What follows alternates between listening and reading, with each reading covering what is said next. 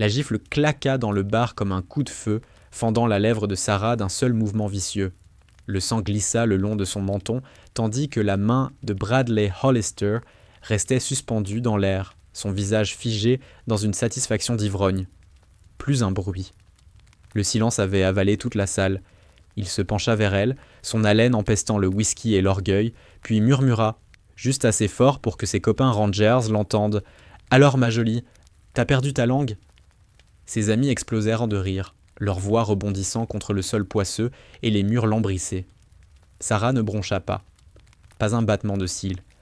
Elle se contenta de le fixer, de ses yeux calmes, indéchiffrables, le sang formant une petite mare au coin de sa bouche.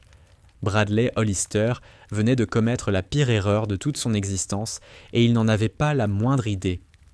Avant d'aller plus loin, pensez à vous abonner à cette chaîne et à activer la cloche de notification pour ne rien rater de la suite. Cette histoire va vous emmener loin, très loin, et je veux que vous soyez là à chaque seconde. Et puis, dites-moi en commentaire de quelle ville vous m'écoutez. J'adore voir jusqu'où voyagent ces récits. Maintenant, reprenons. À première vue, Sarah Whitlock ne payait pas de mine, assise dans ce coin de banquette. Petite, peut-être 1,62 m, les bons jours. Les cheveux bruns ramenés en queue de cheval lâche, perdus dans un sweat d'université trop grand. Ses mains entouraient un verre d'eau, pas d'alcool, et elle gardait la tête baissée, comme si elle cherchait à se fondre dans le cuir craquelé du siège. Pour qui l'aurait observée, on aurait dit une gamine qui s'était trompée d'adresse. Peut-être une étudiante de l'université d'État, du coin venue chercher un endroit tranquille pour réfléchir. Inoffensive, vulnérable, une proie facile. C'est exactement ce qu'avait pensé Bradley Hollister en la repérant à travers la salle. « Regardez-moi ça !» lança-t-il à ses copains en désignant la banquette d'un coup de menton. Il parlait fort, trop fort.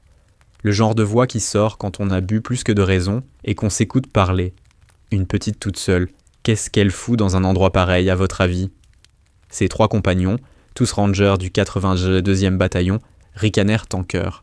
Taillés dans le même bois, larges d'épaules, coupes militaires impeccables, et cette assurance arrogante propre aux hommes qui savent qu'on les a entraînés à tuer. Ils étaient là depuis des heures, célébrant un exercice qu'ils avaient brillamment réussi, et l'alcool avait fini par tordre leur fierté en quelque chose de bien plus laid. Peut-être qu'elle s'est paumée, hasarda l'un d'eux, un certain Reyes, le cou épais et le sourire qui ne montait jamais jusqu'aux yeux. Ou alors elle cherche un vrai homme, ajouta un autre, Brennan, son prénom. Une cicatrice descendait le long de sa joue gauche, et il aimait bien la montrer.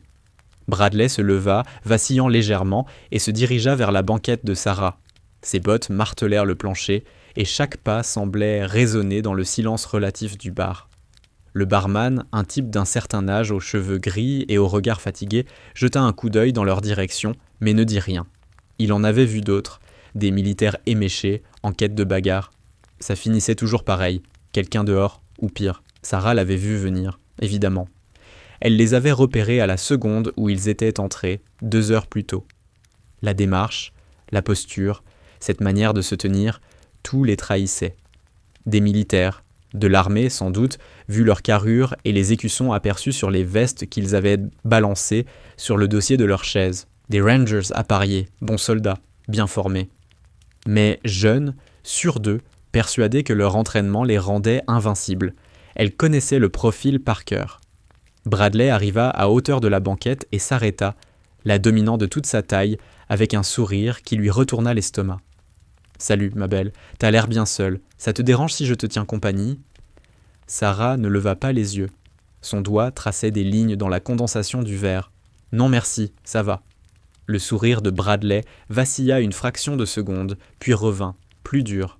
« Allez, fais pas ta difficile, j'essaie juste d'être sympa. » J'ai dit non merci. Sa mâchoire se contracta. Derrière lui, ses copains attendaient, les yeux rivés sur la scène. Il sentit le poids de leur regard dans son dos, ce besoin viscéral de leur prouver qu'il pouvait gérer une fille qui ne savait pas tenir sa place. « Tu sais quel est ton problème ?» Sa voix montait d'un cran. « Tu sais pas parler aux gens. Faudrait qu'on t'apprenne les bonnes manières. » Sarah leva enfin les yeux.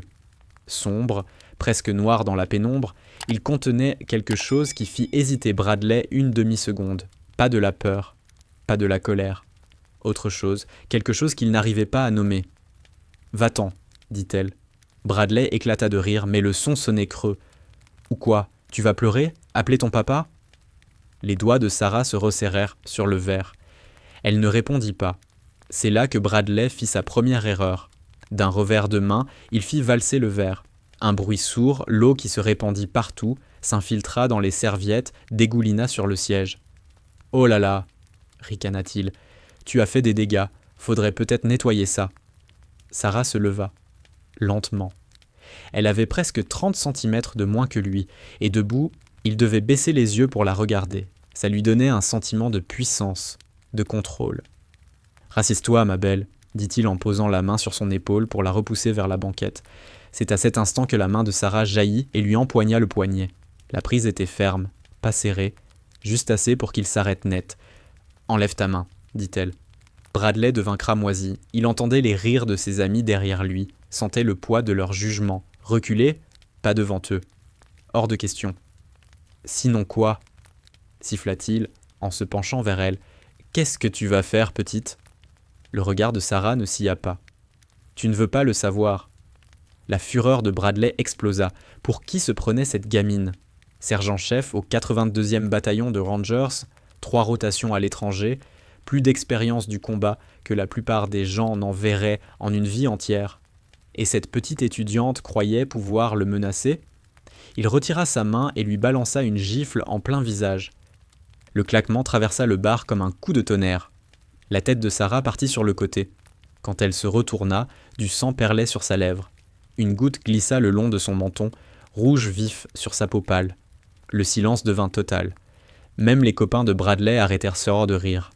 Sarah toucha sa lèvre du bout du doigt, regarda le sang sur sa peau, puis releva les yeux vers Bradley. Ses mêmes yeux calmes, indéchiffrables. Elle ne paraissait ni surprise, ni effrayée. « D'accord », dit-elle doucement. Un frisson parcourut l'échine de Bradley, mais il le chassa. Il s'était engagé. Plus moyen de revenir en arrière. « Quoi ?» Sa voix tremblait légèrement. « Tu vas me rendre ma gifle? Vas-y, montre-moi ce que tu as dans le ventre. » Sarah ne bougea pas. Debout, du sang goûtant de son menton, elle continuait simplement à le fixer. Derrière Bradley, Reyes se leva. « Hé, Brad, on devrait peut-être laisser tomber. » La ferme, Reyes. Il revint à Sarah. « Tu te crois forte? Tu crois que parce que tu pleures pas, ça fait de toi quelqu'un de coriace ?» La main de Sarah glissa vers sa poche. Une seconde, Bradley crut qu'elle allait sortir une arme. À la place, elle posa sur la table une petite pièce de métal, dorée, lourde, gravée d'un emblème qu'il distingua mal dans la pénombre. « Tu sais ce que c'est ?» demanda-t-elle. Bradley plissa les yeux. « Une espèce de jeton de poker. » Sarah esquissa quelque chose qui aurait pu être un sourire, sans que ses yeux ne suivent. « Une challenge coin. Mon père me l'a donné avant de mourir. Marine Force Recon. Il a servi pendant l'opération Iraqi Freedom. Il a reçu cette pièce après une mission qui reste classifiée à ce jour. » Quelque chose se tordit dans le ventre de Bradley, mais il s'obligea à rire. « Et alors? Ton papa était dans la reconnaissance marine, ça devrait me faire peur ?» Sarah ramassa la pièce, la fit tourner lentement entre ses doigts. « Non, c'est censé me rappeler qui je suis. Et là, tout de suite, ça me rappelle que je dois te donner une dernière chance de t'en aller. » Le visage de Bradley se déforma de rage. « Je vais nulle part. C'est toi qui vas apprendre le respect. » Il tendit le bras au-dessus de la table, lui empoigna le poignet et serra assez fort pour laisser des marques. Sarah baissa les yeux sur la main de Bradley, puis les releva vers lui. « Tu as 3 secondes, Chase, pour me lâcher. » Bradley serra plus fort. « Sinon ?» 3. Ses amis s'étaient levés, sentant que la situation allait basculer. 2. Le barman saisit le téléphone sous le comptoir. Sarah n'arriva jamais au 1. À 2, sa main libre se déplaça plus vite que Bradley ne put le suivre. Elle attrapa son pouce, le replia à un angle qui fit craquer quelque chose à l'intérieur de sa main. Une douleur fulgurante explosa dans son poignet, et avant qu'il ait pu réagir, Sarah lui avait verrouillé le bras, dans une clé en 4 qui le projeta à genoux. Mais qu'est-ce que... Reyes esquissa un mouvement vers elle. Le regard de Sarah se planta dans le sien, et quelque chose dans cet éclair le pétrifia sur place. Bradley tenta de se dégager. La poigne était de fer. Pas brutale, juste impossible à contrer sans se briser quelque chose. « Lâche-moi » haleta-t-il, la voix aiguë de douleur. Sarah se pencha, sa voix réduite à un murmure réservé à lui seul. « Tu m'as frappé devant tous ces gens, devant tes copains. Tu as fait ton choix. Maintenant, je fais le mien. » Elle tourna légèrement le poignet. Bradley entendit 2 craquements distincts. Son index et son majeur se déboîtèrent. Il hurla, un son qui déchira l'air comme une sirène. Sarah le relâcha et recula d'un pas. Bradley s'effondra au sol, la main pressée contre sa poitrine, le visage blanc d'effroi et de douleur. Ses amis se ruèrent en avant, mais Sarah avait déjà bougé. Brennan lança le premier coup, un crochet du droit chargé de tout son poids. Sarah le vit arriver de loin. Elle aurait pu l'esquiver, le bloquer. À la place, elle laissa le poing s'écraser sur sa joue. L'impact lui projeta la tête sur le côté et le goût du sang lui revint en bouche. Mais elle venait d'obtenir exactement ce qu'il lui fallait. L'élan de Brennan le porta vers l'avant. Sarah l'utilisa contre lui. Elle lui attrapa le bras en plein swing, entra dans sa garde et lui enfonça le coude dans le plexus. L'air quitta ses poumons dans un râle. Il se plia en 2, suffocant. Reyes vint ensuite, essayant de la plaquer de côté. Sarah pivota, se servit de son propre poids pour le déséquilibrer, puis lui faucha les jambes. Il s'écrasa au sol, la tête rebondissant sur le bois dans un bruit sourd, écœurant. Le 3e ranger, dont Sarah ignorait le nom, recula en levant les mains. « Stop, stop, on arrête !» Sarah se redressa, la respiration parfaitement régulière, et baissa les yeux vers Bradley. Toujours à terre, des larmes ruisselant sur son visage, sa main réduite à un magma boursouflé. Le barman était au téléphone. Sans doute la police. Sarah savait qu'elle disposait peut-être de 2 minutes avant que les choses ne se compliquent. Elle retourna à la banquette, ramassa la challenge coin, puis sortit une seconde pièce de sa poche. Différente, plus lourde, un trident gravé sur une face et de l'autre l'inscription « Naval Special Operation Command Detachment ». Elle revint vers Bradley et s'accroupit près de lui. Ses yeux à lui étaient grands ouverts, perdus, noyés de douleur et de confusion. « Tu voulais savoir ce qui me rend forte » dit-elle doucement. Elle posa les 2 pièces sur le sol à côté de lui. « Ce n'est pas ce que tu crois, c'est de savoir quand se retenir, quand faire preuve de clémence. Ton problème, c'est que tu n'as jamais appris cette leçon. » Elle se releva et se dirigea vers la sortie. Derrière elle, les amis de Bradley l'aidaient à se relever, leur voix paniquée, fébrile. Sarah poussa la porte et se retrouva dehors, dans l'air frais de la nuit. Sa joue gonflait à l'endroit où Brennan l'avait frappée. Sa lèvre saignait encore, mais elle se sentait calme, centrée. Comme toujours, après un combat, son téléphone vibra dans sa poche. Un message d'un numéro inconnu. « Exercice d'entraînement demain, 6 heures. Vous êtes l'instructrice. » Sarah sourit et rangea l'appareil. Bradley Hollister et ses amis n'avaient aucune idée de ce qui les attendait. Mais ils allaient apprendre. Oh oui, ils allaient apprendre. À l'intérieur du bar, Bradley parvint enfin à se mettre debout, soutenu par Reyes. Sa main pulsait, chaque battement envoyait des vagues de nausée à travers son corps. Il baissa les yeux vers les 2 pièces sur le sol et son estomac se retourna. « Mais qu'est-ce qui vient de se passer ?» souffla Brennan, encore essoufflé. Reyes ramassa l'une des pièces et la retourna. Son visage perdit toute couleur en lisant l'inscription. « Brad, tu sais ce que c'est, ça ?» Sa voix dépassait à peine le murmure. Bradley secoua la tête, incapable de parler. « C'est une pièce du Naval Special Operations Command Detachment, la SEAL Team 4. Cette fille, c'est pas une étudiante. » Bradley eut l'impression que le sol se dérobait sous ses pieds. La SEAL Team 4, l'une des unités d'opération spéciales les plus redoutables de toute l'armée, et il venait de gifler l'une de leurs opératrices. « Oh mon Dieu !» murmura-t-il. « Mon Dieu, qu'est-ce que j'ai fait ?» Le barman s'approcha, le visage fermé. « Les flics arrivent. Vous voulez bien m'expliquer ce qui s'est passé ?» Mais Bradley n'écoutait plus. Son regard restait fixé sur la porte par laquelle Sarah était sortie, l'esprit engourdi par ce qu'il venait de faire. Il avait cherché la bagarre avec une SEAL, une opératrice du Naval Special Operations Command Detachment, quelqu'un qui avait probablement vu plus de combats, plus de violence réelle qu'il ne pourrait jamais en imaginer. Et elle l'avait laissé la frapper. Elle avait laissé son ami la frapper. Pourquoi ? La réponse lui vint. Lentement, douloureusement. Elle voulait des témoins. Elle voulait que tout le monde ait vu qu'elle leur avait offert toutes les chances de partir. Que ce soit eux, les agresseurs. Elle avait eu le contrôle du début à la fin. Bradley se laissa tomber au sol, sa main blessée oubliée pour un instant. Tout son monde venait de basculer et il ne savait plus comment respirer. Brennan s'assit à côté de lui, le visage encore rouge du manque d'oxygène. « On est au foutu, hein ?» Bradley ne répondit pas. Il fixait simplement les pièces sur le sol en se demandant comment tout avait pu si mal tourner, si vite. Dehors, Sarah marcha jusqu'à sa voiture et s'installa au volant. Dans le rétroviseur, sa joue virait déjà au violet, mais sa lèvre avait fini par s'arrêter de saigner. Elle ressemblait à quelqu'un qui sortait d'une bagarre de bar, ce qui, techniquement, était le cas.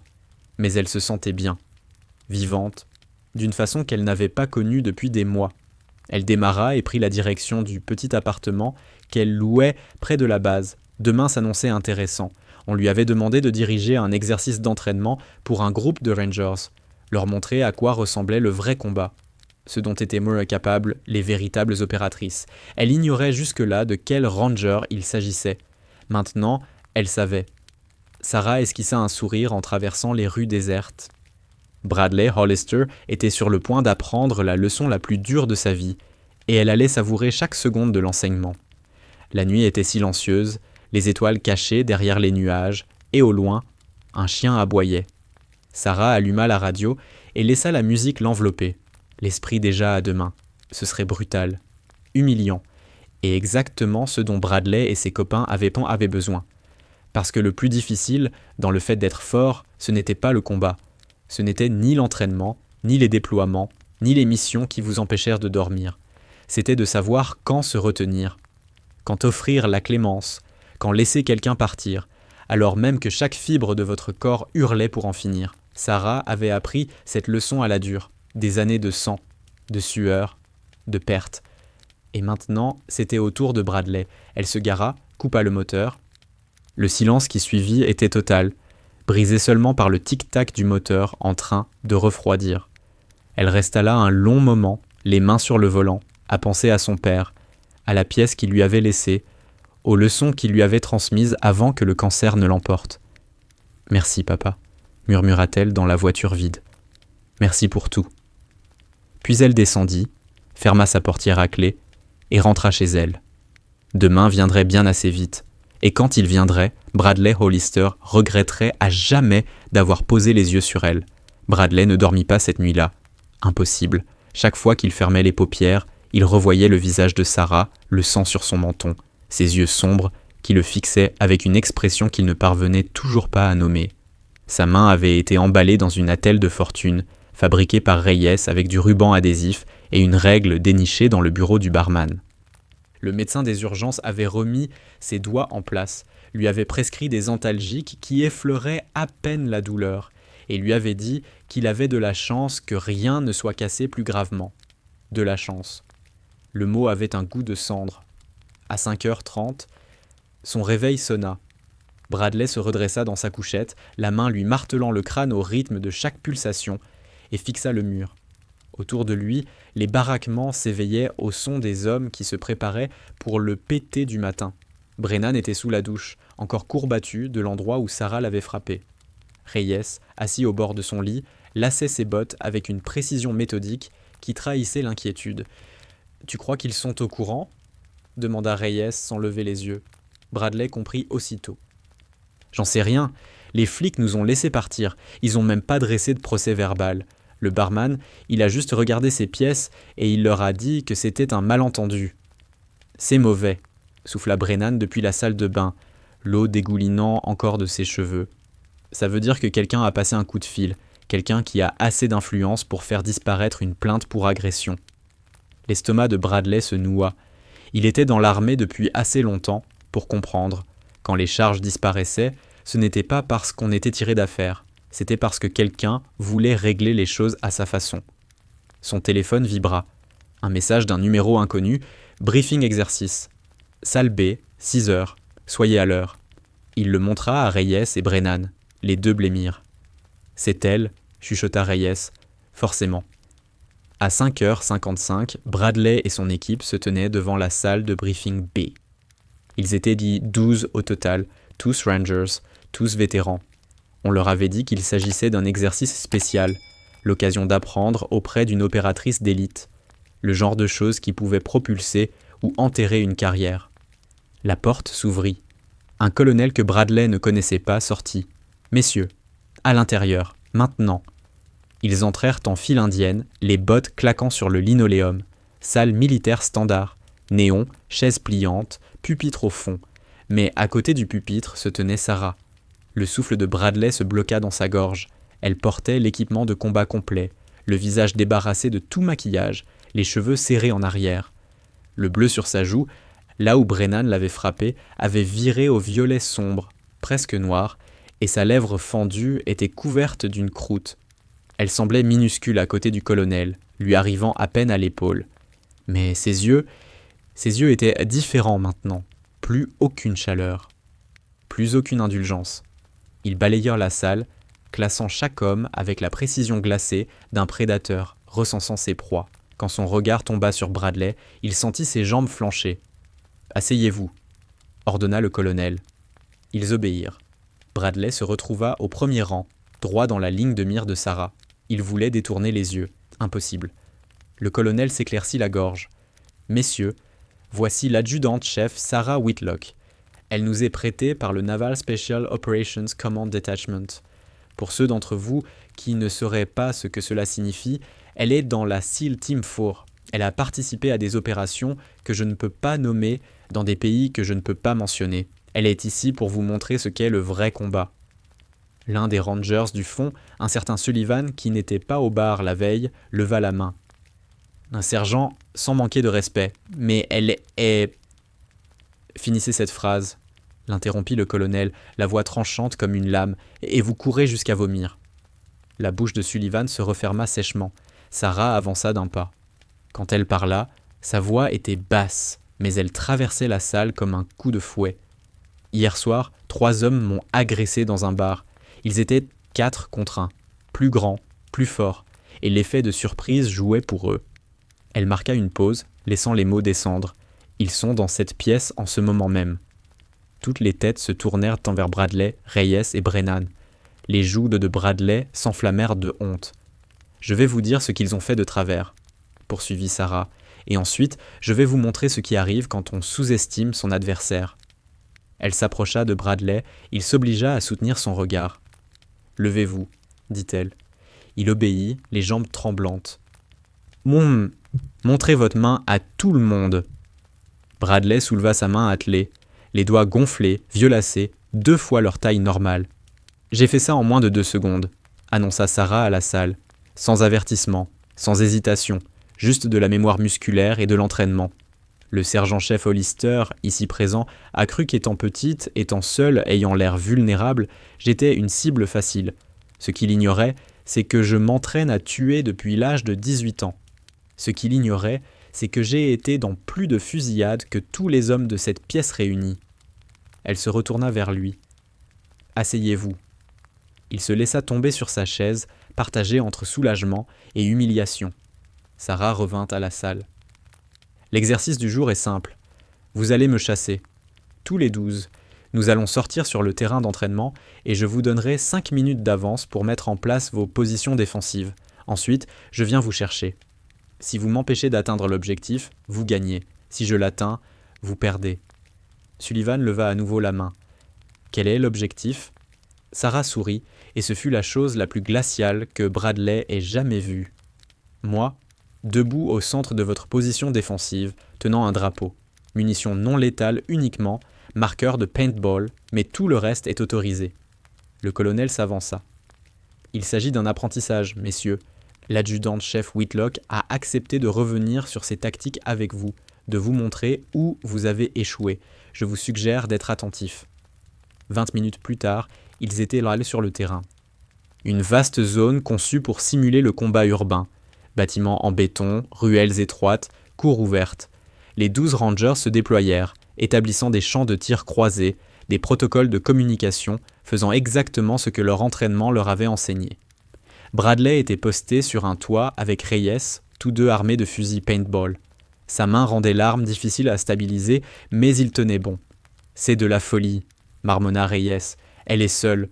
On est 12. On a la hauteur, le nombre, et on sait qu'elle vient. » « Elle a démonté 3 des nôtres au bar, » rappela Bradley, « en moins d'1 minute. » C'était différent. On était bourrés, débiles. Là, c'est du combat. On joue à domicile. Bradley voulait y croire, vraiment. La radio grésilla. 5 minutes écoulées. Elle est en mouvement. Bradley balaya du regard tous les axes d'approche. Rien. Rue vide, immeuble silencieux. « Où est-elle » souffla Reyes. Puis la voix de Sullivan paniquée. « Contact et... » La transmission se coupa avec un bruit mou. « Sullivan est tombé » rapporta quelqu'un d'autre. « Je l'ai même pas vu. Une seconde il était là, la suivante. » Un autre bruit sourd. Silence. « 2 à terre » souffla Reyes. En moins de 30 secondes. Le cœur de Bradley s'emballait. Il balaya les toits, les fenêtres, les ruelles. Où était-elle ? Une 3e voix. « Je l'ai en visuel. Elle est dans le... » Un claquement net, puis plus rien. « 3 à terre » dit Bradley, la bouche sèche. La voix de Brennan. « Elle bouge à travers les bâtiments. Elle utilise les ombres. J'arrive à peine à la suivre. »« Tire alors !»« Je peux pas avoir un angle. » La voix de Brennan s'acheva en grognement. « 4. » Reyes empoigna l'épaule de Bradley. « Faut qu'on bouge, maintenant. » Ils se mirent à se déplacer sur le toit, courbés, en contrebas, des cris, des claquements de marqueurs, puis le silence. Un par un, leurs coéquipiers étaient éliminés. 5, 6, 7... C'est pas possible, halta Reyes. C'est une seule personne. 8. Ils atteignirent le bord du toit. En bas, une ruelle étroite, puis un autre bâtiment. S'ils pouvaient traverser, ils auraient peut-être une meilleure position. « Maman, » commença Reyes, et elle tomba du ciel. Sarah avait été sur le bâtiment au-dessus d'eux.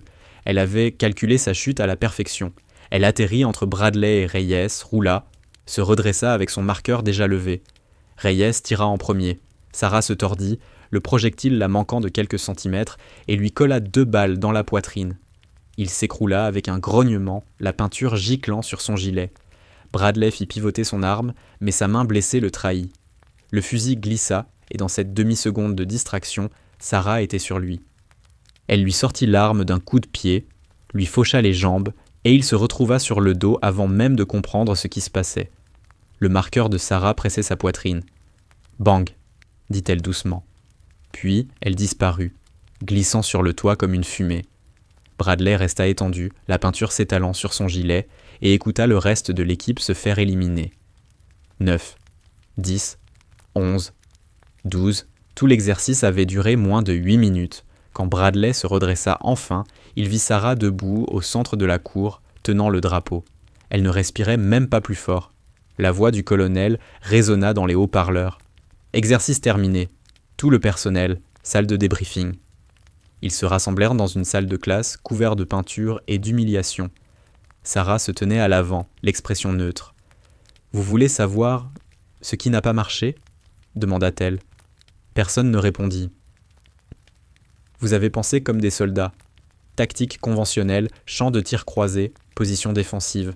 De bonnes stratégies si vous combattez un ennemi qui suit les mêmes règles. » Elle marqua une pause. « Moi, je ne joue pas selon ces règles. » Elle afficha une carte tactique sur l'écran derrière elle. « Sullivan, vous êtes tombé en premier. Vous avez crié ma position à la radio, ce qui m'a indiqué exactement où se trouvait votre relais de communication. Je vous ai éliminé en premier pour semer la confusion. » Sullivan baissa les yeux. « Hartman et Delgado, vous étiez les suivants. Vous vous êtes tous les deux concentrés sur l'endroit où j'avais été, pas sur l'endroit où j'allais. Vous avez suivi ma dernière position connue au lieu d'anticiper mon prochain mouvement. » Elle reprit chaque élimination, démontant les erreurs tactiques, montrant comment elle avait retourné leur entraînement contre eux. « Brennan, vous avez hésité. Vous aviez un tir net, mais vous avez attendu, voulant le rendre parfait. Au combat, parfait, ça vous tue. Suffisant, ça vous garde en vie. » Brennan acquiesça, mâchoire serrée. « Bradley et Reyes, vous avez supposé que je ne pourrais pas vous atteindre sur ce toit. Vous avez oublié de regarder vers le haut. Toujours regarder vers le haut. » Bradley sentit le poids de son échec lui peser sur les épaules. Sarah éteignit l'écran. « Voilà ce qu'il faut comprendre. La taille n'a pas d'importance. Le nombre non plus. Ce qui compte, c'est l'entraînement l'adaptabilité et la volonté de faire ce que l'ennemi croit impossible. Vous vous êtes bien battu, vous avez utilisé de bonnes tactiques, mais vous avez combattu l'ennemi que vous attendiez, pas celui qui était devant vous. Le colonel se leva. L'adjudant-chef Whitlock a accepté de relancer cet exercice demain, et le jour suivant, et chaque jour pendant les 2 prochaines semaines. Quand elle en aura fini avec vous, vous penserez comme des opérateurs de niveau 1, et non plus comme des soldats classiques. Une main se leva. Reyes. Adjudante, je peux vous poser une question ? Sarah hocha la tête. Hier soir, au bar, vous avez laissé Brennan vous frapper. Pourquoi ? Le silence s'abattit. L'expression de Sarah ne changea pas. Parce qu'il me fallait des témoins, pour qu'on voie que je vous avais offert toutes les chances de partir, parce qu'il me fallait l'avantage légal, et parce que je voulais voir si vous retiendriez votre coup en réalisant ce que vous étiez en train de faire. Et alors ? Demanda Brennan, la voix basse. Non, vous y avez mis tout ce que vous aviez. Elle effleura sa joue meurtrie. Ce qui m'a tout dit sur votre caractère. Les mots restèrent suspendus dans l'air comme une condamnation. Le colonel les libéra. En sortant, Bradley resta en arrière. Adjudante. Sarah se tourna vers lui. Je suis désolé pour ce que j'ai fait, pour tout. Elle l'observa longuement. Désolé ne veut rien dire. Changer veut dire quelque chose. Montrez-moi que vous avez appris, et peut-être que vos excuses auront alors une valeur. Et elle passa devant lui, le laissant seul dans la salle vide. Cette nuit-là, allongé dans sa couchette, Bradley repensa à tout. Le bar, l'exercice, les paroles de Sarah. Il avait passé toute sa carrière à se croire un guerrier, à penser que son insigne de rangée et ses déploiements faisaient de lui quelqu'un de spécial. Sarah lui avait montré la différence entre un bon soldat et un opérateur d'élite. Ce n'était pas une question de force, ni d'audace, ni même de courage. C'était une question d'état d'esprit. De voir le monde non tel qu'il était, mais tel qu'il pouvait être. De transformer chaque inconvénient en avantage. Son téléphone vibra. Un autre message. Demain 6h. On recommence. Cette fois, je vous donne 10 minutes au lieu de 5. Servez-vous-en bien. Bradley montra le message à Reyes. Elle nous fait un handicap. Non, répondit Bradley, comprenant enfin. Elle nous montre que même avec 2 fois plus de temps de préparation, on va quand même perdre. Elle nous apprend l'humilité. Tu crois qu'on la battra un jour ? Bradley regarda sa main attelée, repensa à la facilité avec laquelle elle avait démantelé 12 rangers aguerris, à son regard quand elle se tenait dans la cour, drapeau en main. Je n'en sais rien, mais je vais tout faire pour qu'elle peine. Reyes ébaucha un faible sourire. C'est déjà ça. Les lumières s'éteignirent. Dans l'obscurité, Bradley entendait les hommes s'agiter dans leur lit, cherchant un sommeil qui ne viendrait pas facilement. Ils pensaient tous à la même chose. Ils avaient sous-estimé Sarah Whitlock. Ils avaient vu une petite femme et supposé une faiblesse. Ils avaient vu de la vulnérabilité et supposé une proie. Ils avaient appris la leçon la plus dure pour un soldat. Les apparences ne signifient rien. L'entraînement signifie tout. Et l'ennemi le plus dangereux est celui qu'on ne voit pas venir. Demain, ils essaieraient de nouveau. Ils échoueraient de nouveau. Mais peut-être, juste peut-être, échoueraient-ils un peu moins. Apprendraient-ils un peu plus. Deviendraient-ils un peu meilleurs. Parce que c'était ce que Sarah leur enseignait vraiment. Pas de la tactique, pas des techniques de combat. Elle leur enseignait que la croissance vient de l'échec, que la force vient de l'humilité, que les meilleurs guerriers sont ceux qui n'arrêtent jamais d'apprendre. Bradley ferma les yeux, sa main pulsait, sa fierté plus encore. Mais pour la première fois depuis qu'il avait franchi la porte de ce bar, il ressentait autre chose que de la honte, de la détermination. Le 2e jour commença avant l'aube. Bradley était déjà éveillé quand le réveil sonna à 5h, ses mains lui faisant encore mal malgré les antalgiques. Il avait passé la nuit à planifier, à repasser chaque erreur, à essayer d'anticiper le prochain coup de Sarah. Reyes était debout aussi, assitôt sur le bord de sa couchette avec un carnet plein de schémas tactiques. « Je crois que j'ai trouvé », dit-il sans préambule. « Hier, elle a utilisé nos communications contre nous. Donc aujourd'hui, on passe en silence radio, signaux manuels uniquement. » Bradley secoua la tête. « Elle s'y attend. Elle saura qu'on a appris. Alors, on fait quoi ? On utilise les radios, mais on lui balance de fausses infos. On lui fait croire qu'on s'installe quelque part alors qu'on est ailleurs. Brennan sortit de la salle de bain, le visage grave. Ça suppose qu'elle écoute nos communications. Et sinon?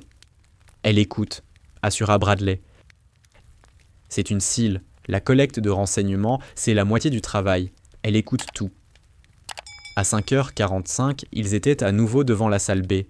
Cette fois, Sarah les attendait déjà. L'hématome sur sa joue avait foncé pendant la nuit, s'étalant sur sa pommette comme de l'encre renversée. Elle paraissait encore plus petite dans la lumière du matin, presque fragile. Mais Bradley savait à quoi s'en tenir maintenant. 10 minutes d'avance aujourd'hui, dit-elle sans préambule. Même objectif, même règle. Des questions? Sullivan leva la main. Adjudante, vous allez utiliser les mêmes tactiques qu'hier? Les yeux de Sarah brillèrent. Qu'en pensez-vous, Sullivan? Je pense que vous allez changer, pour nous tenir en haleine. Bien vu, mais faux. Je vais faire exactement ce que j'ai fait hier. Même approche, même technique, même point d'entrée. La question, c'est de savoir si vous avez assez appris pour m'arrêter. Les Rangers échangèrent des regards. Bradley sentit un frisson lui traverser la colonne. Elle leur dévoilait son plan et restait pourtant convaincu qu'ils ne pouvaient pas l'arrêter. C'était soit de l'arrogance suprême, soit une certitude absolue. Ils pariaient sur la seconde. Ils se déployèrent. Cette fois, Bradley imposa une autre stratégie. Au lieu de s'éparpiller, ils se regroupèrent en 3 équipes de 4, chacune couvrant une approche différente, mais assez proche pour se soutenir. « Discipline radio », rappela Bradley. « Les communications servent à lui livrer de fausses infos. Lui faire croire qu'on est plus faible qu'on ne l'est. » Reyes hocha la tête et empoigna sa radio. « Ici Reyes, je m'installe sur le toit est. J'ai un autre gars avec moi. Côté ouest, dégagé, terminé. » En réalité, Reyes avait 4 hommes avec lui, et le côté ouest abritait une équipe complète, retranchée. Les 10 minutes là s'étirèrent à l'agonie. Le cœur de Bradley cognait. Sa main lancinait. La sueur coulait dans son dos malgré la fraîcheur matinale. « Temps écoulé !» claqua le haut-parleur. « L'adjudant-chef Whitlock est en mouvement. » Bradley retint son souffle. Ils avaient prévu ce coup. Ils s'étaient adaptés, ils avaient appris. 30 secondes passèrent. 1 minute, 2. Rien. « Où est-elle » murmura Brennan. Puis la voix de Sullivan, calme et maîtrisée. « J'ai du mouvement. Approche sud. Elle utilise le même chemin qu'hier. » Une vague d'espoir submergea Bradley. Ils l'avaient prévu. Ils avaient 3 hommes en poste exactement à cet endroit. « Je tire », annonça Sullivan. 3 marqueurs paintball partirent à l'unisson. Bradley entendit les impacts, le cri triomphant de Sullivan. « Touché, plein dans le mille, elle est à terre !» La radio explosa de cris de victoire. Bradley s'autorisa un mince sourire. Ils avaient réussi. Négatif. La voix de Sarah crépita dans la radio et le sang de Bradley se figea. Elle avait piraté leur fréquence. C'était un leurre, bel essai, cela dit. Avant que quiconque ait pu réagir, le véritable assaut commença. Sarah les frappa par le nord, l'unique approche qu'ils avaient à laisser vulnérable, parce que son comportement de la veille n'avait jamais emprunté cet axe. Elle traversa un angle mort de leur dispositif, basse et rapide. Delgado tomba en premier, n'eut même pas le temps de lever son marqueur. Hartmann suivit, éliminé en tentant de se repositionner. « Côté nord, hurla Bradley dans la radio, abandonnant le subterfuge. « Elle vient du nord !» Reyes et son équipe pivotèrent, mais Sarah était déjà passée. Elle traversait le terrain, comme l'eau qui contourne les obstacles, exploitant chaque parcelle de couvert. Sullivan tenta de la couper. Sarah ne ralentit pas. Elle tira en mouvement 2 coups rapides qui le frappèrent à la poitrine et à l'épaule. Il recula en jurant. « Elle se dirige vers le centre !» cria Brennan. « Coupez-lui la route !» 6 Rangers convergèrent sur la position de Sarah depuis 3 angles. Pendant un instant, Bradley crut qu'il la tenait, encerclée, sans issue. 6 marqueurs pointés sur elle depuis 3 directions. Sarah leva les yeux vers le bâtiment à côté d'elle, puis vers les Rangers qui se rapprochaient. Elle sourit et lança une grenade fumigène. Le terrain disparut sous une épaisse fumée blanche. Bradley ne voyait pas à 1 mètre devant lui. Il entendit des tirs, des cris d'hommes, le bruit sourd des corps qui s'effondrent. Quand la fumée se dissipa, 15 secondes plus tard, Sarah se tenait au centre de la zone objectif, drapeau en main. 4 Rangers, de plus, à terre, peinture partout sur leur équipement. Il ne restait plus que Bradley et Reyes. Ils étaient postés aux deux extrémités opposées de la cour, tous deux avec un tir parfaitement clair sur Sarah. Elle se tenait entre eux, complètement exposée, le drapeau dans une main. « Tire !» cria Reyes. Bradley visa avec son marqueur. Sarah ne bougeait pas, n'avait même pas levé son arme. Elle attendait. Quelque chose clochait. Le doigt de Bradley flotta sur la détente. « Tire, bordel !» hurla Reyes. Bradley tira. Reyes aussi. Les deux billes filèrent droit, vers la poitrine de Sarah. Elle lâcha le drapeau et bougea. Ses mains montèrent et, contre toute logique, attrapèrent les deux billes en plein vol. L'impact devait piquer les paumes, mais son visage ne montrait rien. Puis, elle les renvoya. Les billes explosèrent simultanément sur la poitrine de Bradley et de Reyes. « Exercice terminé », annonça le haut-parleur. Bradley resta planté là, à fixer la peinture sur son gilet, l'esprit refusant d'admettre ce qui venait de se produire. Elle avait attrapé leur tir. Physiquement, des billes de paintball à plus de 60 mètres par seconde, attrapées et renvoyées. « C'est pas possible », murmura Reyes. Sarah ramassa le drapeau.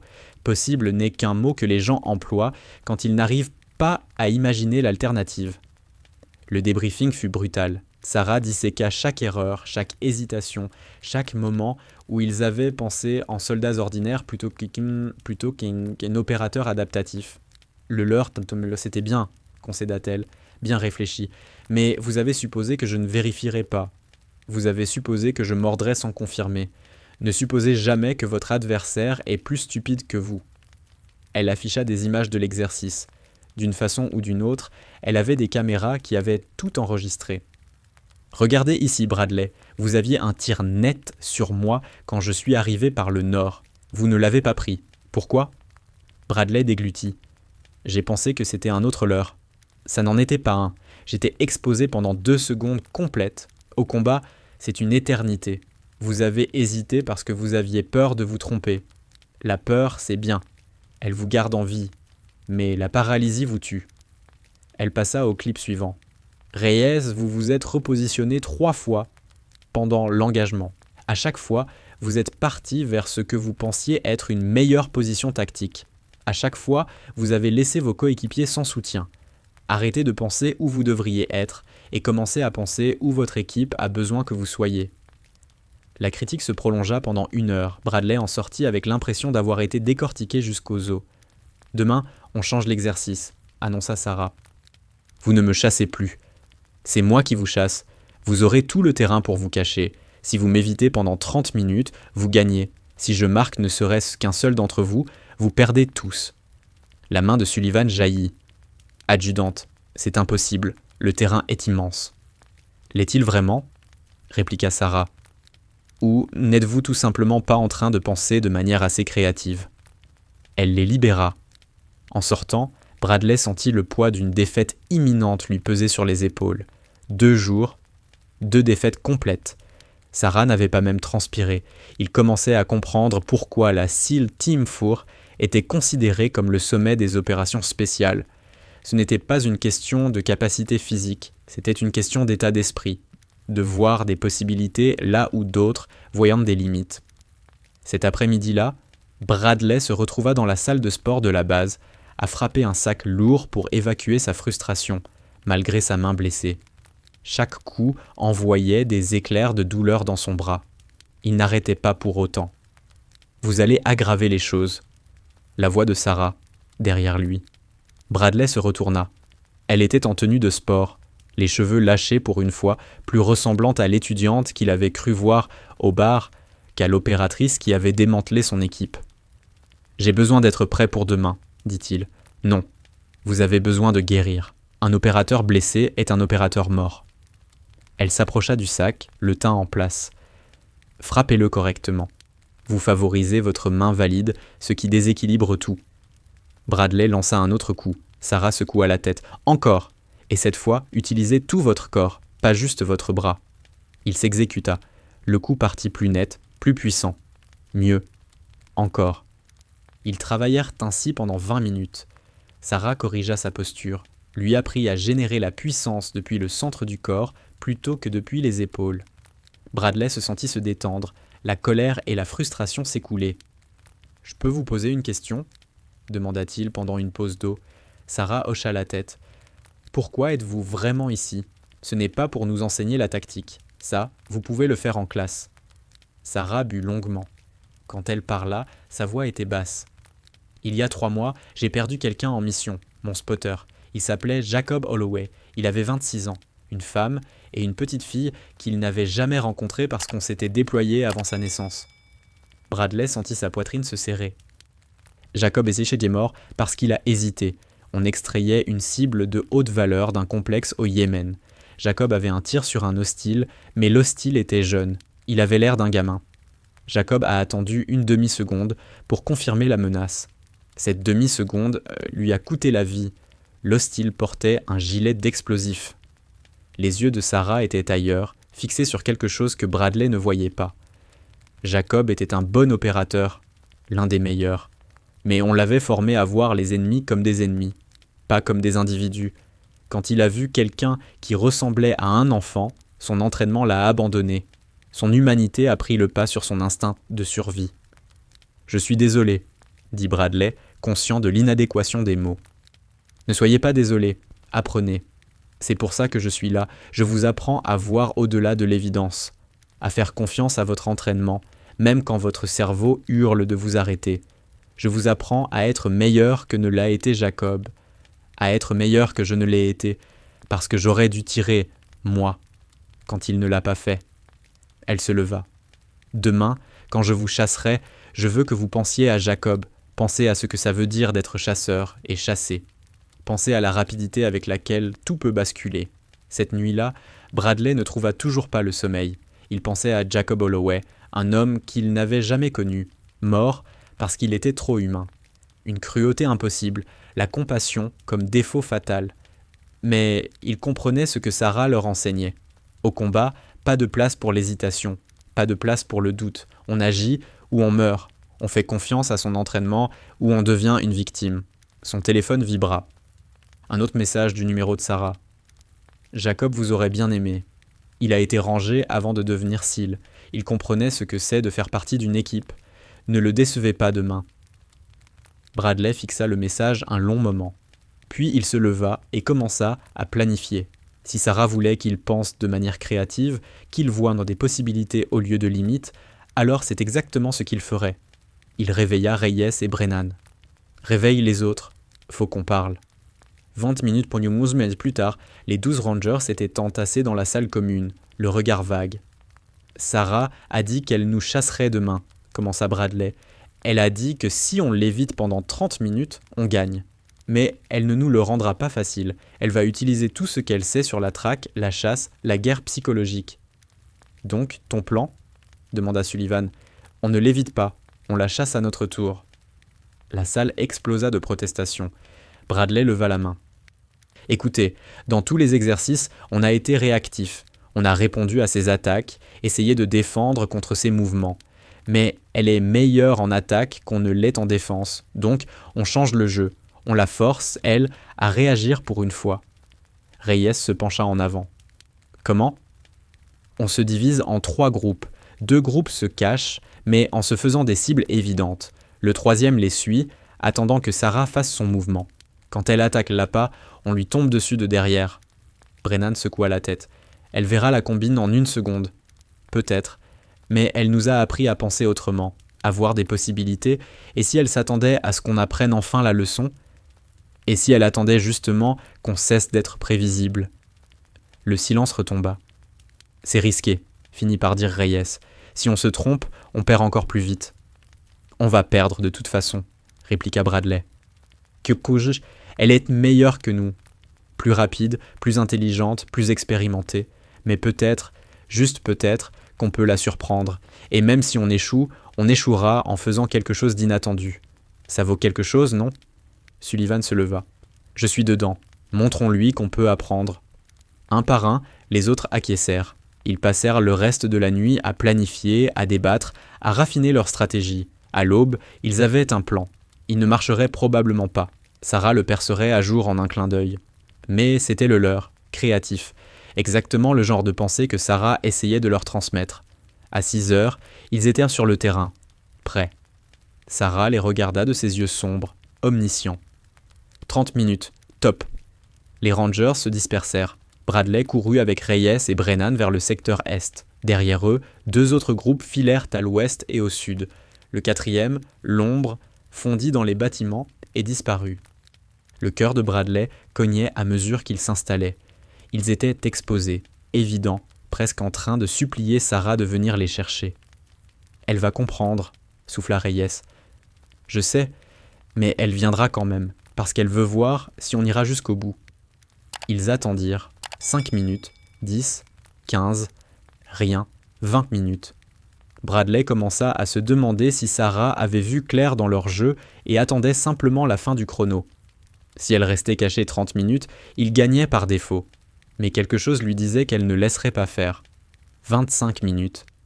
Et la radio de Brennan grésilla d'une voix qui n'appartenait à aucun d'eux. « Joli, messieurs, vous commencez à penser comme des opérateurs, mais vous avez fait une erreur critique. » La voix de Sarah, calme, presque fière. « Quelle erreur ?» murmura Bradley, sachant qu'elle ne pouvait pas l'entendre. « Vous avez supposé que je viendrais seul. » Les haut-parleurs du terrain s'animèrent, et de nouvelles voix se mirent à parler. 4 autres opérateurs du Naval Special Operations Command Detachment avaient observé tout l'exercice, si bien dissimulé qu'aucun ranger ne les avait repérés. Ils évaluaient, jaugeaient, attendaient, et maintenant ils passaient à l'attaque. « Nouvel objectif », poursuivit Sarah, « survivre 5 minutes face à 5 opérateurs de niveau 1. Si même un seul d'entre vous tient debout au top, vous gagnez. » Bradley regarda Reyes et Brennan et vit son propre choc reflété dans leur visage. Ce n'était plus un exercice, c'était un examen final, et ça allait devenir très, très réel. Le premier opérateur frappa leur position en quelques secondes. Il vint d'en haut, descendant en rappel d'un toit qu'il n'avait même pas songé à vérifier.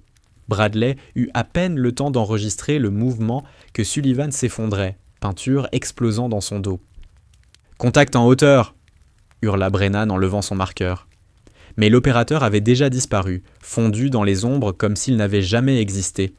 La radio de Bradley explosa de voix paniquées. L'équipe ouest était sous le feu. Voix qui se chevauchaient, chaos. Quelqu'un criait à des manœuvres de flanc. Quelqu'un d'autre se tut au milieu d'une phrase. « Faut se regrouper !» hurla Reyes en partant déjà vers le centre. « Non !» Bradley lui agrippa l'épaule. « C'est exactement ce qu'ils veulent. Ils nous poussent ensemble pour nous éliminer d'un coup. » Alors quoi ?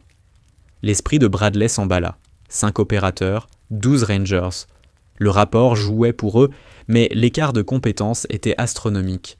Chaque opérateur du Naval Special Operations Command Detachment avait des années d'expérience, avait traqué de vrais terroristes dans de vraies zones de guerre. Les Rangers étaient bons, mais ils étaient surclassés. Sauf s'ils cessaient de se battre comme des Rangers et commençaient à se battre comme des SEAL. « On se sépare », dit Bradley. « On devient plus difficile à pister. On les force à s'étirer. »« C'est suicidaire », protesta Brennan. « Rester ensemble l'est aussi. Au moins, comme ça, certains d'entre nous survivront peut-être. » Un autre cri dans la radio. L'équipe sud était réduite à un homme. Bradley trancha. « Brennan, tu pars à l'est, Reyes à l'ouest, moi au nord. Bougez vite, restez bas et n'engagez pas, sauf si vous n'avez pas le choix.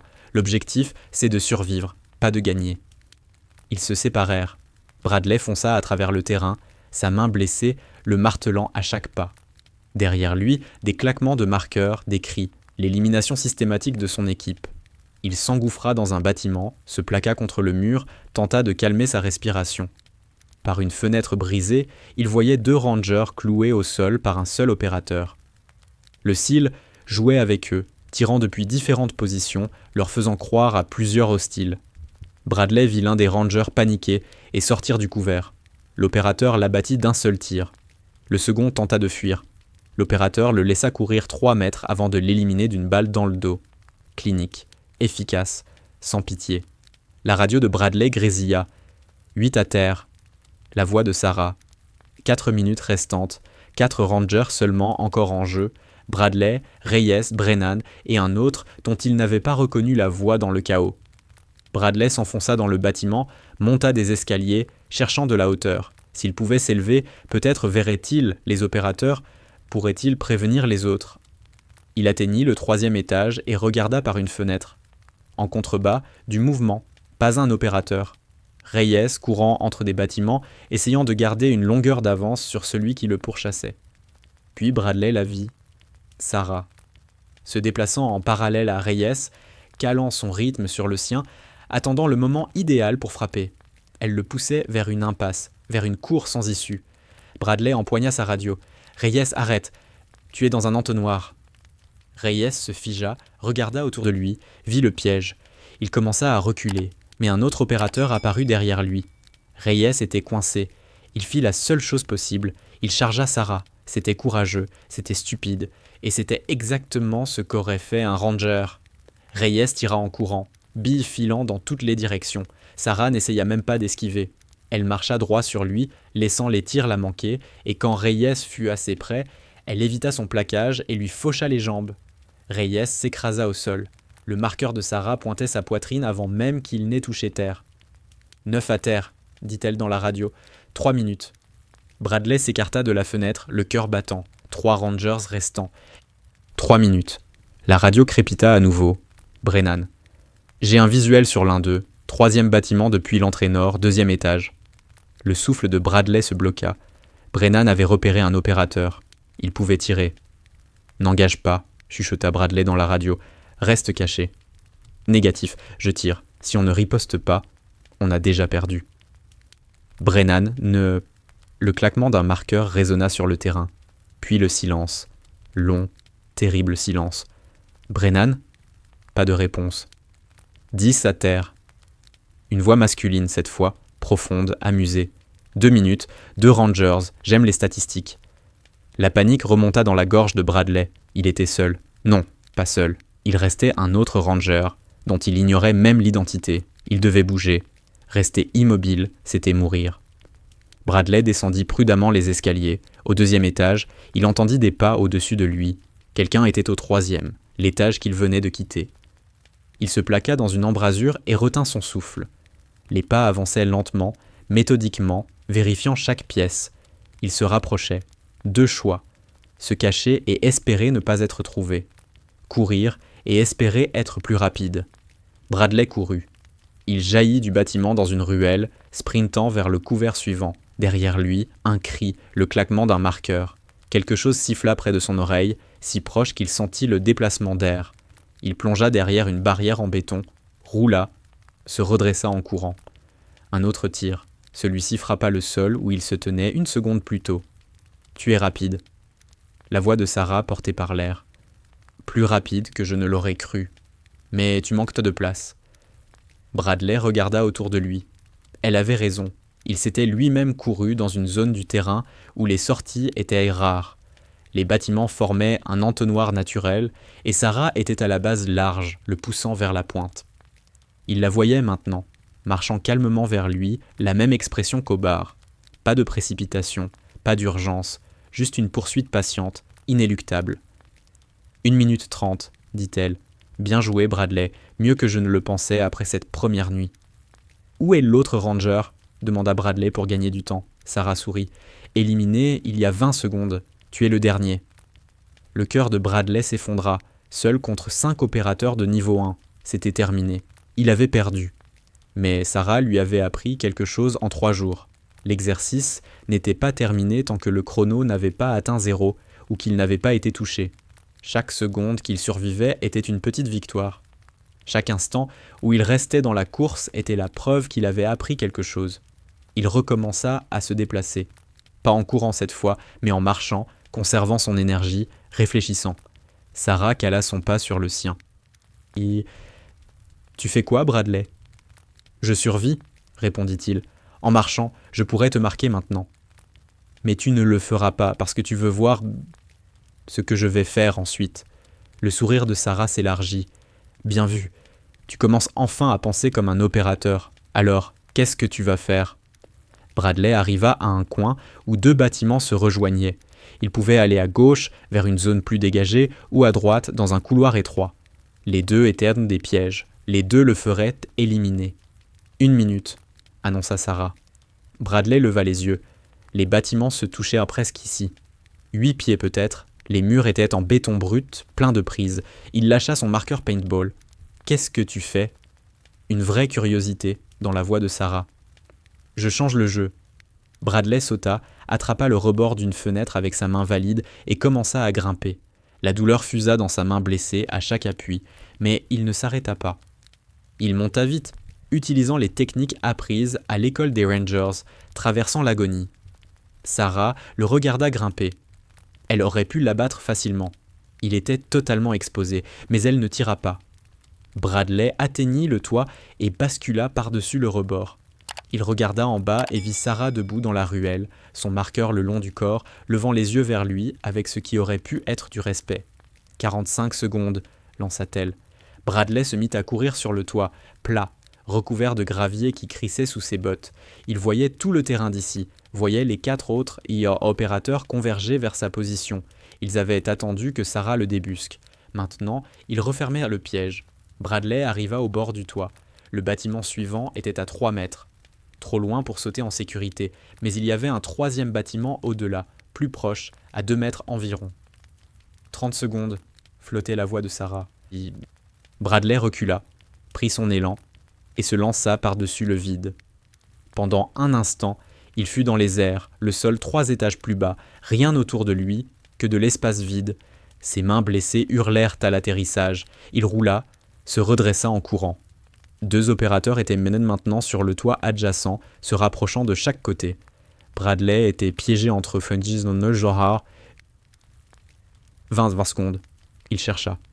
Une descente d'eau, vieille, fixée le long du mur, sans doute incapable de supporter son poids, mais c'était la seule option. Bradley s'agrippa au tuyau et se laissa glisser. Le métal grinça. Des boulons se détachèrent du mur. Il tombait plus qu'il ne descendait. À peine en contrôle. Il s'écrasa au sol. Sa cheville se tordit. Une douleur fulgurante remonta sa jambe. Mais il était à terre. Toujours en mouvement. Toujours dans le combat. 10 secondes. Bradley boitilla vers le marqueur d'objectif, le drapeau qu'ils avaient redéfendu le premier jour. S'il pouvait juste l'atteindre. Juste le toucher. Peut-être que ça compterait. Peut-être que Sarah verrait qu'il avait refusé d'abandonner, qu'il s'était battu jusqu'à la dernière seconde. 5 opérateurs apparurent autour de lui, formant un cercle. Sarah s'avança. 5 secondes, dit-elle doucement. Bradley continua vers le drapeau, traînant sa cheville blessée, refusant de s'arrêter. 4. Il était à 1 mètre. 3. 50 centimètres. 2. Il tendit sa main valide. 1. Ses doigts touchèrent le drapeau. Top. Le haut-parleur confirma « Exercice terminé ». Bradley s'effondra à genoux, suffocant, tout son corps tremblant d'épuisement et d'adrénaline. Il avait perdu. Tous les 12 Rangers avaient été éliminés. Mais il avait survécu les 5 minutes complètes. Il était allé jusqu'au bout. Sarah s'avança et lui tendit la main. Bradley la regarda, vit dans ses yeux quelque chose qu'il n'y avait jamais vu, de la fierté. Il prit sa main et la laissa l'aider à se relever. « C'était du bon travail », dit-elle. « Tous. Vous vous êtes adaptés. Vous avez pensé de manière créative. Vous avez refusé d'abandonner. C'est ce que je voulais voir. » Les autres Rangers émergèrent d'où ils avaient été éliminés, couverts de peinture mais souriants. Ils avaient perdu. Mais ils avaient appris. Ils avaient été poussés au-delà de tout ce qu'ils croyaient pouvoir faire, et ils avaient survécu. Le colonel apparut depuis le poste d'observation. « Messieurs, rassemblement. » Ils s'attroupèrent, troupe hagarde de soldats trempés et tachés. Pendant ces 3 jours, l'adjudante-chef Whitlock vous a fait traverser l'enfer. Elle vous a battu dans chaque engagement, exploité chaque faiblesse, montré tout ce que vous avez encore à apprendre. Pause. Mais elle m'a aussi montré que vous avez du potentiel, du vrai. Face à des chances impossibles, vous n'avez pas abandonné. Confronté à un ennemi imbattable, vous avez trouvé moyen de le faire transpirer. C'est la marque des opérateurs d'élite. Sarah s'avança. Je recommande tous les 12 pour un entraînement avancé. Si vous acceptez, vous passerez les 6 prochains mois à apprendre tout ce que le Naval Special Operations Command Detachment sait sur la guerre non conventionnelle, les opérations tactiques et le combat adaptatif. Ces 3 jours vous paraîtront des vacances en comparaison. La plupart d'entre vous échoueront, mais ceux qui passeront seront de meilleurs soldats que vous ne l'auriez jamais imaginé. Bradley sentit son souffle se bloquer. Un entraînement avancé avec des instructeurs SEAL Team Four. La plupart des Rangers tueraient pour cette opportunité. Une condition, poursuivit Sarah. Sergent-chef Hollister. Bradley s'avança, le cœur dans la gorge. Vous avez porté la main sur moi avec colère. Vous avez agressé une consoeur de service. En temps normal, ça mettrait fin à votre carrière. Ses yeux étaient durs. Mais je vous laisse le choix.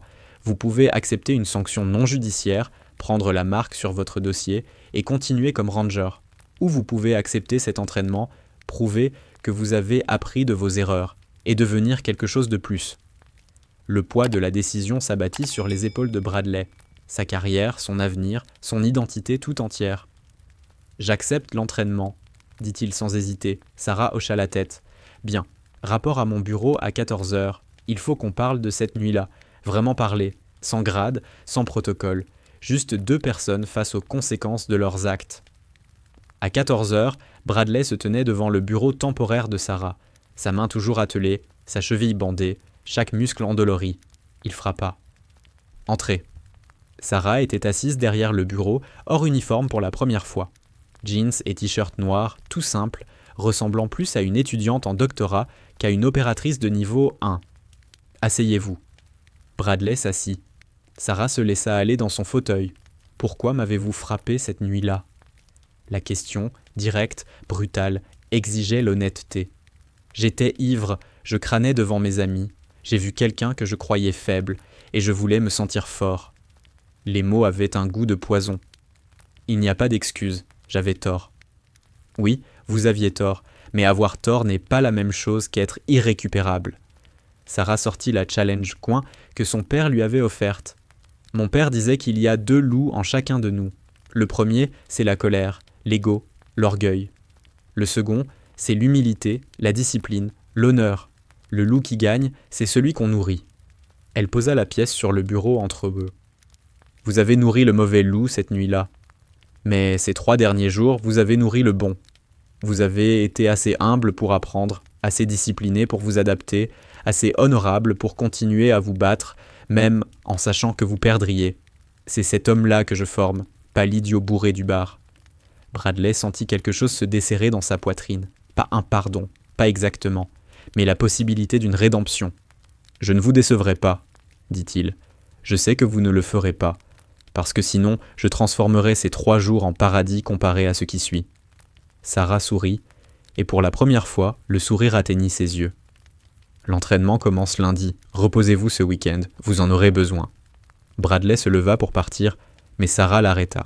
« Une dernière chose, Jacob Holloway, l'homme dont je vous ai parlé. Il a fait une erreur parce qu'il a laissé son humanité prendre le pas sur son entraînement. Mais vous savez quoi ? Il était un homme meilleur d'avoir cette humanité. Le truc, c'est d'apprendre quand la laisser nous guider et quand la mettre de côté. C'est l'équilibre que tout bon opérateur doit trouver. Comment le trouve-t-on ? Sarah regarda la pièce sur son bureau. On fait des erreurs. On apprend. On essaie d'être meilleur, demain qu'aujourd'hui. C'est tout ce qu'on peut faire. Bradley quitta le bureau plus léger qu'il ne l'avait été depuis des jours. Le chemin à venir serait brutal. L'entraînement le casserait et le reconstruirait. Mais pour la première fois depuis cette nuit au bar, il avait l'impression d'avoir un avenir qui valait la peine d'être défendu. Ce soir-là, il appela sa mère. Elle décrocha à la 2e sonnerie. « Bradley, mon bébé, tout va bien. »« Oui, maman, tout va bien. Je voulais juste te dire quelque chose. »« Quoi donc ?»« J'ai vraiment merdé. Mais je suis en train d'arranger ça. Je vais être meilleur. » Un long silence, puis sa voix, douce, fière. « C'est tout ce que j'ai jamais voulu pour toi, mon bébé. Que tu sois meilleur qu'hier. » Ils parlèrent pendant 1 heure, de rien et de tout. Quand Bradley raccrocha enfin, il avait l'impression qu'un poids s'était envolé. Allongé dans sa couchette cette nuit-là, il fixait le plafond, pensant à Sarah, à Jacob et au loup qu'on choisit de nourrir, pensant à la force et à la faiblesse, à l'humilité et à l'honneur, à la différence entre être un bon soldat et être un homme bon. Quelque part sur la base, Sarah pensait probablement aux mêmes choses, aux étudiants qu'elle façonnait, à l'homme qu'elle avait perdu, à la responsabilité de transmettre un savoir payé en sang. Demain apporterait de nouveaux défis. Lundi apporterait un entraînement qui testerait chaque limite qu'il croyait avoir. Mais cette nuit, Dans le calme de la caserne, il s'autorisa à croire qu'il pouvait peut-être devenir le genre d'opérateur que Sarah voyait en lui. Le genre d'homme qui nourrit le bon loup. Le lundi matin arriva avec la pluie. Une pluie froide, impitoyable, qui transforma le terrain en cauchemar boueux. Bradley se tenait avec 11 autres Rangers devant un bâtiment quelconque à 5 heures, l'eau ruisselant sur son visage, ses mains attelées toujours en cours de guérison. Sarah sortit du bâtiment en tenue de combat complète. Derrière elle, les 4 opérateurs du Naval Special Operations Command Detachment de l'exercice de vendredi, plus 2 autres que Bradley n'avait jamais vus. 6 opérateurs de niveau 1, 12 Rangers, le ratio sentait mauvais. « Bienvenue à la sélection », annonça Sarah, sa voix tranchant la pluie. « Les 6 prochains mois détermineront si vous avez ce qu'il faut pour opérer au plus haut niveau. La plupart d'entre vous abandonneront. Certains seront éliminés. Quelques-uns, très peu, passeront. » Elle se mit à marcher, les forçant à suivre. « On commence par un exercice simple. Marche en sac à dos sur 19 km. Équipement complet. Sac de 27 kg. Armes. Tout. Vous avez 2 heures et 30 minutes. Si vous êtes à la traîne, si vous abandonnez, si vous ne tenez pas le rythme, c'est terminé. Pas de seconde chance. » Sullivan leva la main. « Adjudante, mon équipement n'est pas... » « Alors, vous êtes déjà à la traîne. Débrouillez-vous ou rentrez chez vous. » Sarah imposa un rythme brutal. Dès le premier kilomètre et demi, la cheville de Bradley hurlait. L'attelle de sa main rendait presque impossible la bonne répartition du poids du sac. La pluie transformait le sentier en parcours d'obstacles glissants. Reyes tomba au 5e kilomètre, son genou cédant sur une plaque de boue. Il se releva, continua, mais Bradley voyait la douleur à chaque pas. Au 8e kilomètre, l'un des rangers que Bradley connaissait à peine, un certain Caldwell, s'arrêta net. Sarah revint vers lui. « Vous abandonnez ?» Caldwell hocha la tête, incapable de parler. « Alors, posez votre sac et retournez à la base. Vous êtes éliminé. » Caldwell laissa tomber son équipement et s'éloigna en boitant. 11 rangers. Le 11e kilomètre fut le pire. Le sentier s'élevait, grimpait une colline qui semblait infinie. Les poumons de Bradley brûlaient. Ses jambes étaient en béton. Chaque pas, une agonie. Brennan luttait pire, sa respiration déchirée, désespérée. Au 13e kilomètre, il s'effondra. Sarah se tint au-dessus de lui. « Levez-vous. » Brennan essaya. Il atteignit ses genoux, retomba. « Levez-vous ou rentrez. »« Je peux pas, » haleta Brennan. « Je peux pas le faire. » Le visage de Sarah ne bougea pas. « Alors, vous êtes éliminé. » Bradley voulait l'aider, lui dire quelque chose. Mais il connaissait les règles, c'était individuel. Brennan rampa sur le bord du sentier et s'assit, la tête dans les mains. 10 rangers. Ils franchirent la ligne d'arrivée à 2h28. 10 rangers, tous encore debout, à peine. Sarah ne leur laissa pas le temps de récupérer. Vérification des armes, 90 secondes. Si votre fusil n'est pas propre et fonctionnel, vous êtes éliminé. Les mains de Bradley tremblaient en démontant son arme. La pluie s'était infiltrée partout. La boue avait envahi la chambre. Il travailla fébrilement, utilisant sa chemise pour essuyer les pièces, sa main blessée gênant chaque mouvement. « Top !» appela Sarah. Elle longea la file, inspectant chaque arme. 2 rangers échouèrent. Leurs fusils avaient donc des chambres encrassées, du carbone qui causerait des enrayements. « Éliminé !» dit Sarah. « L'attention aux détails vous garde en vie. Vous venez de mourir. » 8 rangers. L'exercice suivant fut la survie en eau. On les emmena à une piscine. Équipement de combat complet, on devait nager sur place pendant 20 minutes. Pas de bord, pas de dos flottant. Juste un mouvement vertical, garder la tête hors de l'eau, avec 27 kilos d'équipement qui voulaient aller faire couler. Reyes tint 15 minutes avant de commencer à sombrer. Un instructeur de sécurité le sortit. 7 rangers. Sullivan tint 17 minutes avant que l'épuisement ne le rattrape. 6. Les bras de Bradley étaient en plomb. L'eau lui rentrait dans le nez à chaque fois qu'il s'enfonçait. Sa main blessée était inutile pour la propulsion. Il pédala plus fort, tira avec son bras valide, refusa de laisser le poids l'emporter. À 19 minutes 45, sa tête passa sous l'eau. Il ne put pas remonter. L'eau se referma sur lui, et un instant, Bradley pensa que c'était fini. Que c'était là que ça s'arrêtait. Puis quelque chose lui agrippa le gilet et le tira vers le haut. Sarah. Elle avait sauté et l'avait remonté à la surface. 15 secondes de plus. Tu peux faire 15 secondes de plus. Bradley pédala faiblement, restant à flot, plus par volonté que par force. Sarah nageait à côté de lui, sans aider, juste présente. « Top !» appela l'instructeur. Bradley avait réussi, de justesse. Mais il avait réussi. Ils s'extirpèrent de la piscine. 6 rangers, trempés, tremblants, debout sous la pluie, tandis que Sarah les regardait avec ce qui pouvait passer pour de l'approbation. « Pas mal, dit-elle. Vous avez du cœur. Voyons si vous avez de la cervelle. » Le test suivant fut la navigation. On leur donna une carte, une boussole et les coordonnées de 6 points de contrôle répartis sur 32 km de nature sauvage. 8 heures, pas de GPS, pas de communication, juste leur entraînement. Bradley fit équipe avec Reyes, qui avait réussi à convaincre Sarah de le laisser continuer, malgré son échec en survie aquatique. Ils traversèrent à bas la forêt, vérifiant leur boussole tous les 100 mètres, triangulant leur position grâce au relief. Au 3e point de contrôle, ils trouvèrent Sullivan. Il était assis par terre, fixant sa carte avec des yeux vides. « Je suis perdu, » admit-il. « Je tourne en rond depuis 1 heure. » Bradley voulait l'aider, mais les paroles de Sarah résonnèrent dans sa tête. Effort individuel. « Vérifie ta dernière position connue, » dit Bradley. « Travaille à rebours. Pas une aide directe, juste un conseil. » Sullivan acquiesça et reprit sa carte. Bradley et Reyes continuèrent. Ils atteignirent les 6 points avec 30 minutes d'avance. À leur retour à la base, seuls 4 autres Rangers étaient là. Sullivan ne revint jamais, ni un autre dont Bradley n'avait jamais su le nom. 4 Rangers. Bradley, Reyes, Park et Vasquez. Sarah les regarda dans le crépuscule grandissant, épuisée au-delà de toute mesure. Le premier jour est terminé. Vous avez 3 heures pour manger, vous doucher, dormir. Ensuite, on commence les opérations nocturnes. Park s'écroula, tomba comme si on lui avait coupé les fils. « Médecin !» appela Sarah. Elle s'agenouilla près de lui, prit son pouls. Il est cuit, trop poussé, il s'en remettra, mais il est éliminé de la sélection. 3 Rangers. Les opérations nocturnes furent pires que tout ce que Bradley avait imaginé. On leur donna un bâtiment cible et l'ordre d'y entrer sans être détecté. À l'intérieur, les 6 opérateurs du Naval Special Operations Command Detachment jouant les hostiles, équipés de vision nocturne et d'imagerie thermique. Si les Rangers étaient repérés, ils échouaient. S'ils atteignaient à l'objectif, un faux dossier de renseignement au centre du bâtiment, ils réussissaient. Vasquez entra en premier. Il fit 10 mètres avant qu'un point laser ne marque sa poitrine. Échec. 2 Rangers. Reyes y alla ensuite.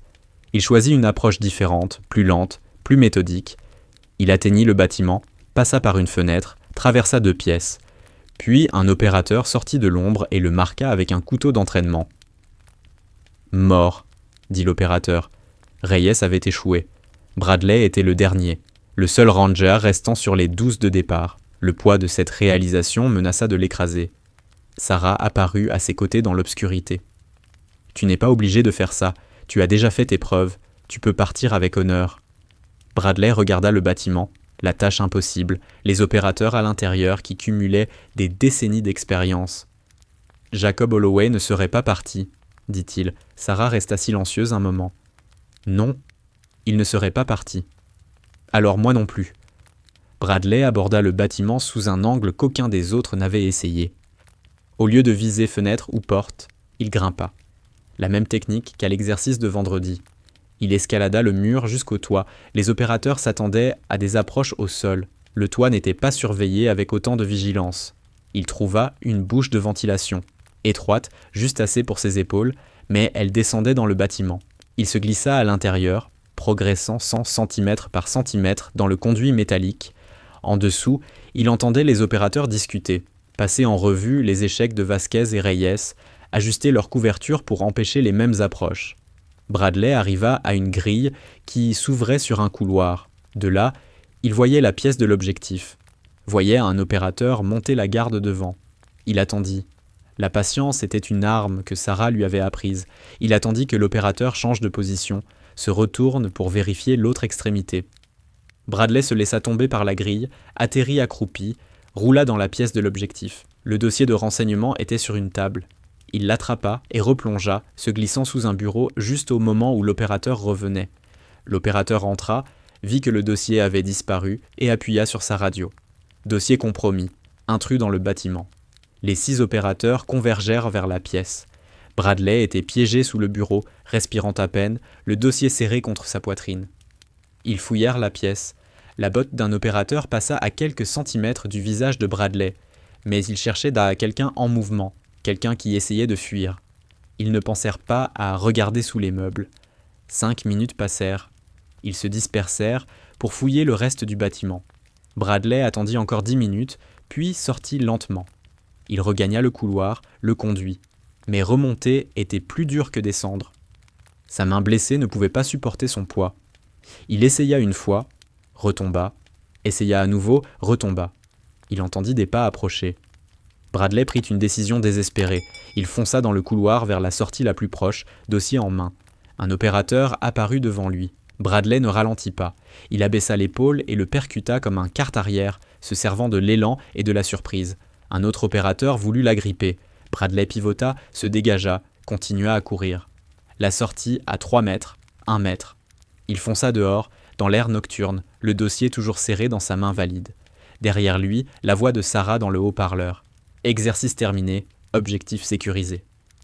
Bradley s'effondra sur l'herbe mouillée, suffocant, tremblant, incapable de croire qu'il l'avait fait. Sarah s'approcha et tendit la main. Bradley la prit, se laissa relever. « C'était bâclé », dit-elle. « Je sais, vous avez eu de la chance à la fin. Si cet opérateur avait été plus rapide, vous auriez échoué. Je sais. Mais vous vous êtes adapté. Vous avez utilisé une approche que personne n'a envisagée.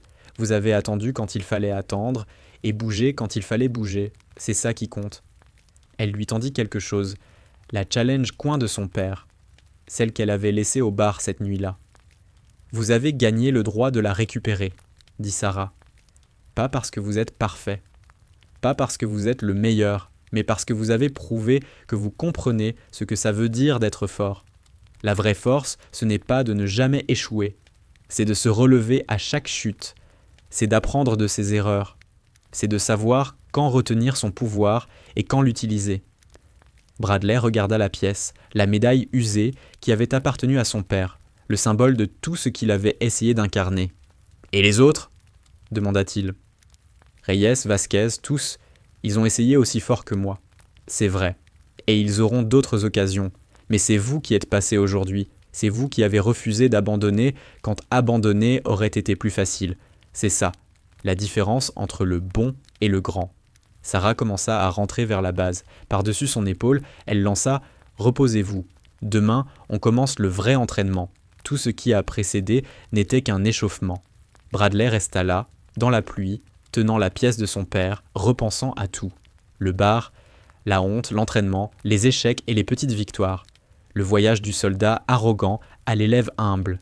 Il pensa à Jacob Holloway, à Sarah portant le poids de cette perte, la transformant en leçon pour les autres, aux 2 loups en chacun, et à celui qu'il choisirait de nourrir à partir de ce jour.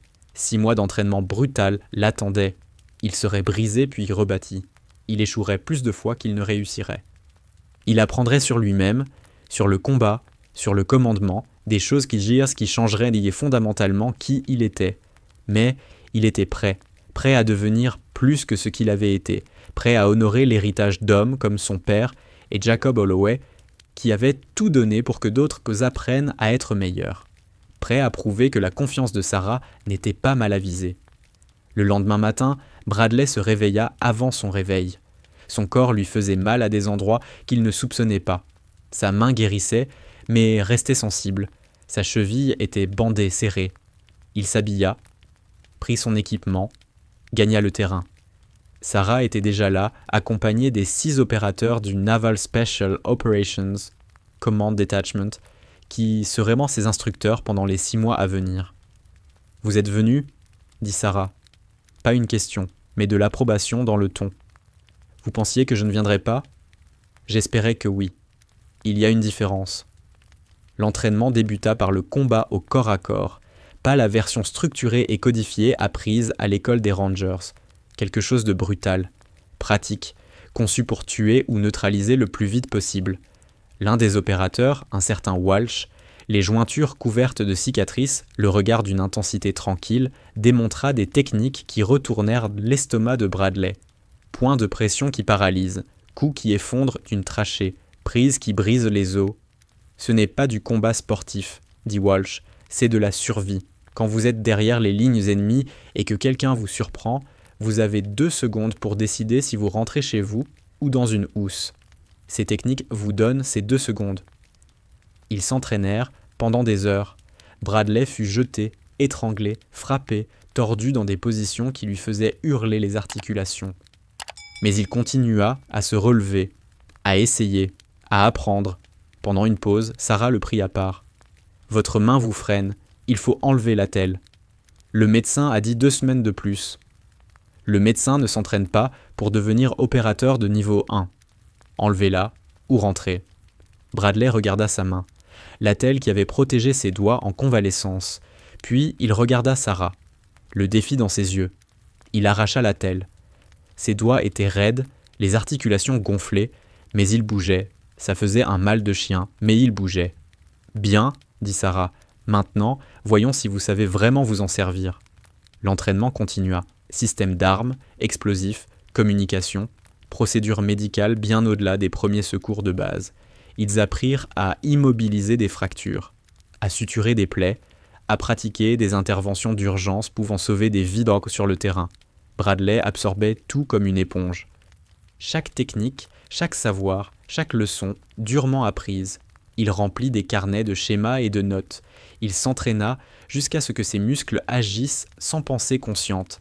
Il dépassa la douleur, l'épuisement, la voix dans sa tête qui disait qu'il n'y arriverait pas. Au bout de 2 mois, Sarah le convoqua. « J'ai quelque chose à vous dire, quelque chose que j'aurais dû vous dire au début. » Bradley s'assit, intrigué par la gravité du ton. « La nuit du bar, quand vous m'avez frappé, j'aurais pu en finir avec vous sur place. J'aurais pu vous casser les 2 bras et vous laisser au sol. Ça aurait été justifié, de la légitime défense. »« Je sais, » dit Bradley doucement. « Mais je ne voulais pas. Pourquoi ?» Il hocha la tête. « Parce que j'ai vu quelque chose en vous. Quelque chose qui valait la peine d'être sauvé. Vous étiez ivre, stupide, plein d'ego.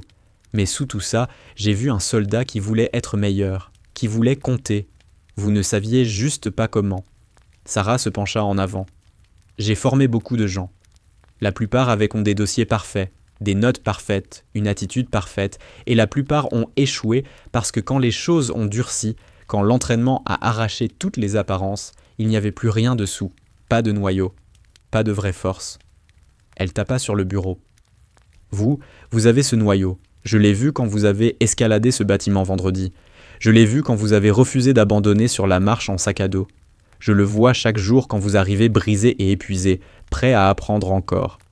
C'est ce qui fait un opérateur de niveau 1. Pas l'aptitude physique, pas les notes au test, mais ce refus d'abandonner, cette fin de devenir meilleur, cette volonté d'affronter ses propres échecs et d'en grandir. » Bradley sentit quelque chose se déplacer dans sa poitrine. « Merci d'avoir vu ça, de m'avoir donné cette chance. Ne me remerciez pas, donnez-moi raison. » Au bout de 4 mois, les Rangers du groupe d'origine commencèrent à venir le regarder s'entraîner. Reyes, Sullivan, Brennan, tous.